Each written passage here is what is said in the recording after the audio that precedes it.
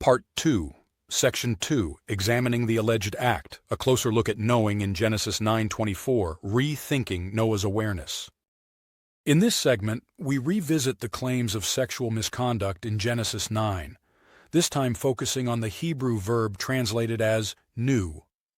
What did Noah actually know, and how did he come to know it? We challenge traditional assumptions by exploring the original language and context, without forcing later theological interpretations into the text. Examining the nuances of Vayeda in Genesis 9:24, knew versus found out. In Genesis 9:24, the text reads, "And Noah awoke from his wine, and knew what his younger son had done unto him." The Hebrew word used here for knew is vayeda, derived from the root yada, meaning to know, or to be acquainted with. In many biblical contexts, this term has various nuances, and its meaning can range from intellectual knowledge to intimate, personal knowledge. The translation of vayeda as knew is common in many versions of the Bible, but this interpretation raises a significant question. What exactly did Noah know upon waking from his wine-induced state? Did he simply find out what had happened, or did he have a deeper, more intuitive understanding of the situation? 1. Understanding yada and its range of meanings. The root yada can be interpreted in a variety of ways depending on the context. It's often translated as to know in a broad sense, but its meaning can vary. Cognitive knowledge, knowing something intellectually, as in understanding facts or information. This would imply that Noah simply learned or discovered the facts about what had transpired. Relational knowledge, a deeper, more intimate knowledge, especially in the context of personal relationships, for example, knowing someone deeply or even in the sexual sense, as in Genesis 4, one where Adam knew Eve. Experiential knowledge. This is knowing something through experience or direct engagement, where the knowledge comes from lived experience rather than abstract information. The verb yada is used in all of these senses throughout the Bible, and the translation of vayeda in Genesis 9:24 could potentially lean toward one of these depending on its context. 2. Knew versus found out, a critical distinction. In the case of Genesis 9:24, vayeda is usually translated as knew, but this translation might obscure a deeper meaning.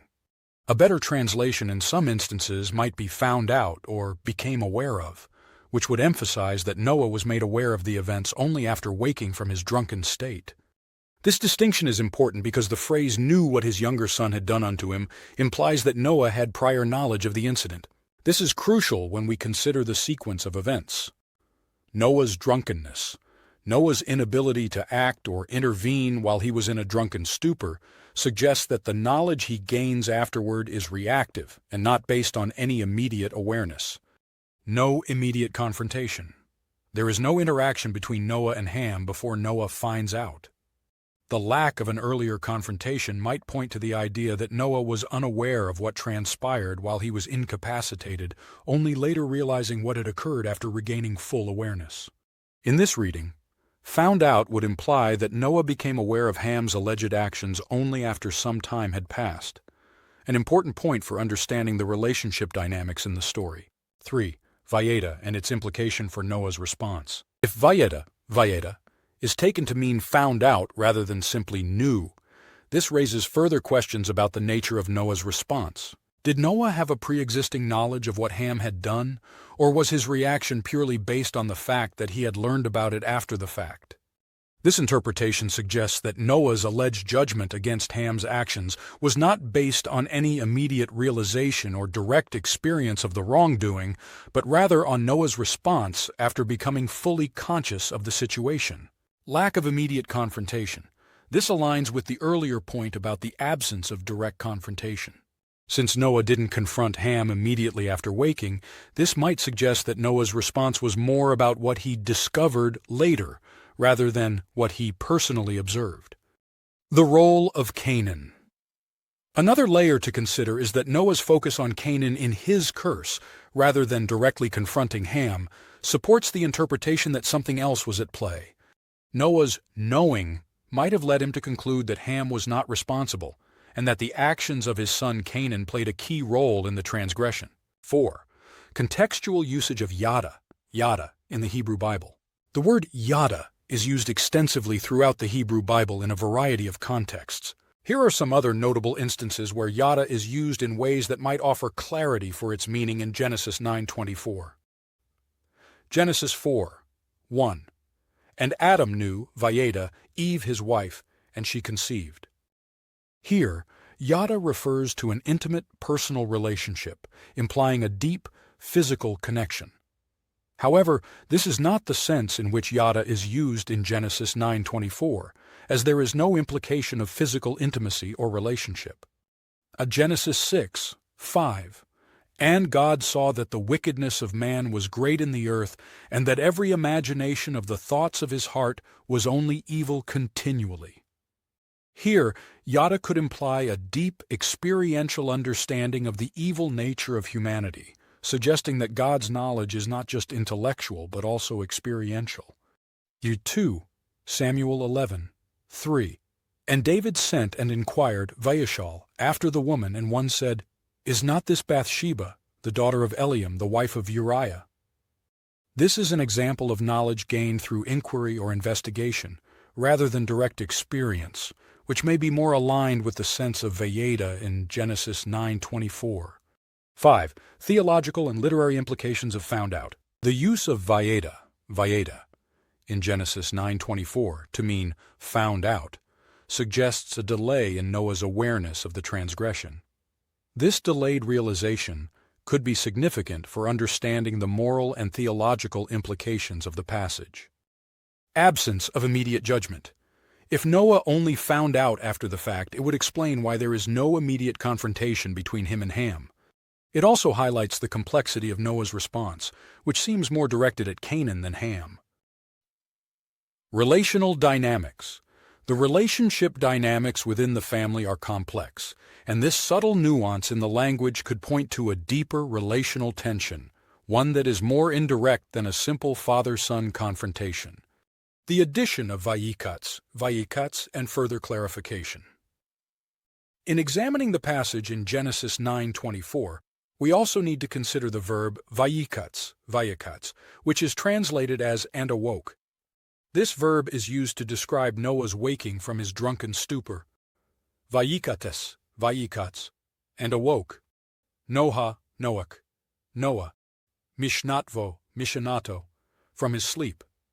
The phrase and awoke marks a crucial moment in the narrative as it begins the process of Noah gaining awareness of the actions that transpired while he was unconscious. After Noah wakes up, the text continues, Vayeda, and found out. Et, direct object marker often untranslated but may imply from beginning to end. Kol, all.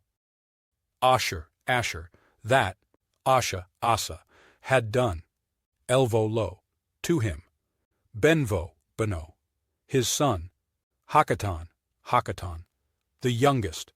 Thus the full construction would read, And Noah awoke from his wine, and found out all that his younger son had done to him.